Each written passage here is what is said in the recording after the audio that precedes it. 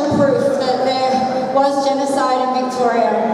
And though the effects of that genocide still impacts on people to this day, if people haven't read those findings, I really encourage you to take a look at them. It's a hard read, but I think it's really important for people on these lands to have a read to see the impacts of colonisation and genocide on First Nations people to this day.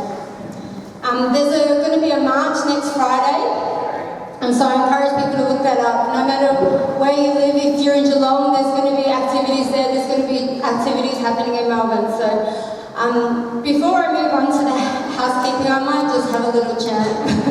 Always was, always will be Aboriginal land. Always was, always will be Aboriginal land.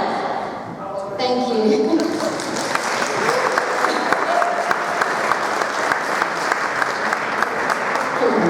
So I want to let you all know that we've got a photographer here today. We've got Steve, the fabulous photographer. If you don't want to be photographed, just let Steve know and Steve will avoid you.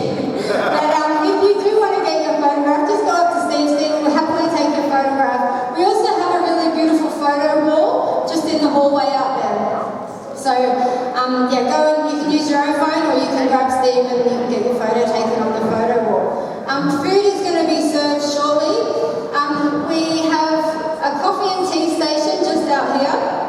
If you keep walking down that hallway, there's toilets on the left, and we also have a quiet room with a few games and things like that. If you've got young people who want to play games, you can go through there. We have Mariah, who's a support person. If you feel overwhelmed at any time and you want to speak to somebody, you can go and grab Mariah from there, and we also have a quiet space upstairs where you can talk to Mariah one-on-one. We have face painting. We also, if you didn't grab a gift bag, there's gifts in the foyer.